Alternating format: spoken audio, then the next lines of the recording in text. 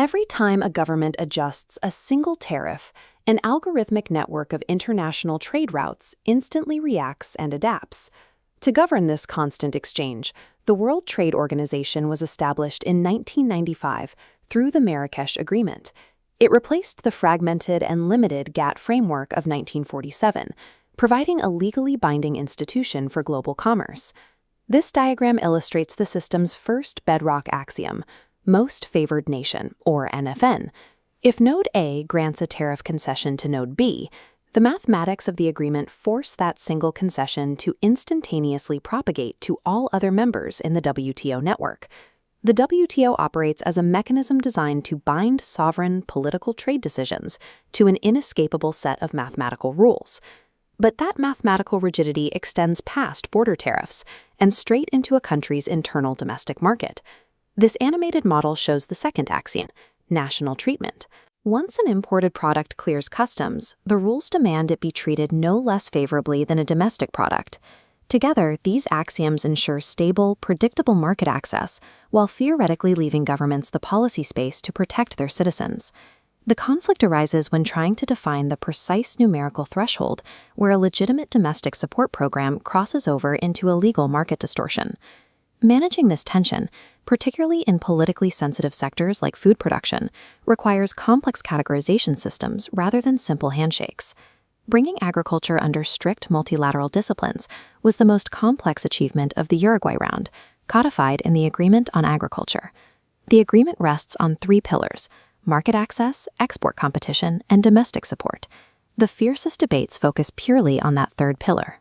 This 3D matrix demonstrates how the WTO classifies domestic support mathematically into three distinct categories based on their level of market distortion. The green box represents policies like pest control, infrastructure, and agricultural research. Because these programs do not influence production decisions, they are considered minimally trade distorting and remain completely exempt from reduction limits. The blue box contains subsidies tied to strict production limits, like payments based on fixed crop yields. Because they contain mechanisms to restrain expansion, they are also exempt.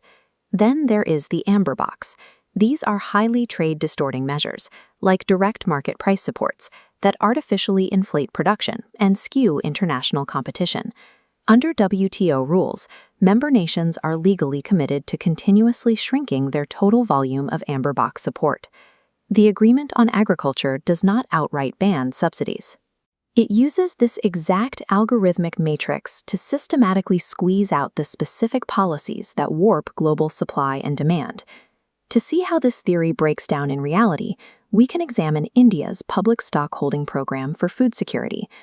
The operational mechanism is straightforward. The government purchases food grains from farmers at administered prices, which are then distributed through welfare programs to ensure vulnerable populations are fed. This equation displays how the WTO quantifies that intervention, the aggregate measurement of support, or AMS. It subtracts an external reference price from the administered price, then multiplies by total eligible production.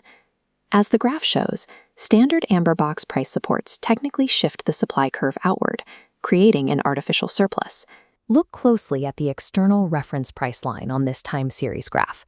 The WTO methodology permanently locks this baseline to prices from 1986 to 1988. Over the ensuing decades, standard global inflation has steadily risen, altering the baseline cost of production completely. The shaded red area demonstrates the resulting math. The gap between current inflated prices and the static 1986 baseline artificially skyrockets the calculated AMS. A basic food security measure registers as a massive trade distortion. To prevent the system from collapsing over this flaw, members agreed to the 2013 Bali Peace Clause, a temporary circuit breaker preventing legal challenges to these programs until a durable mathematical fix is implemented. Developing nations are currently penalized not for rejecting open markets, but because they are trapped by a rigid algorithm that refuses to account for inflation.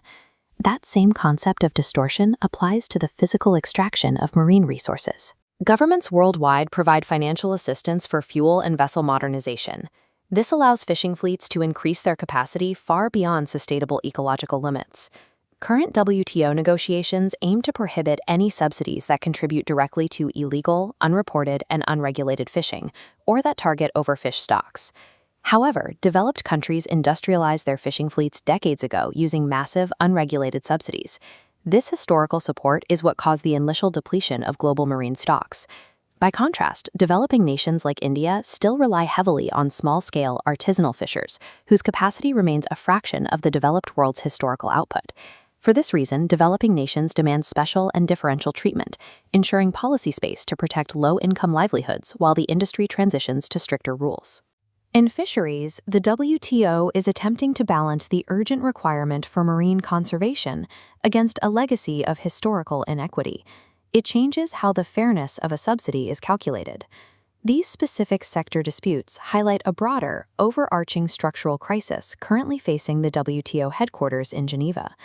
There is an escalating debate over whether to maintain difficult, consensus-based multilateral rules or pivot to faster plurilateral agreements formed by smaller, willing groups of nations. This node network demonstrates the mechanical risk. Plurilateral agreements allow powerful nations to set new, binding rules without unanimous consent. Developing nations argue this fragmentation inherently undermines the most favored nation axiom, physically locking smaller nodes out of the new policy clusters. Prioritizing speed and localized agreements over global consensus threatens to dismantle the uniform, rule-based architecture the WTO was built upon. The ultimate challenge of global trade governance is calibrating a single set of rules that accommodates both historical responsibility and immediate developmental needs. The mathematical rigor applied to agricultural boxes and fisheries disciplines directly dictates the physical flow of global commerce. For the multilateral system to survive, its underlying formulas must be updated to reflect present economic realities. The future stability of the global economy relies not just on nations obeying the rules, but on recognizing when the math behind those rules is broken.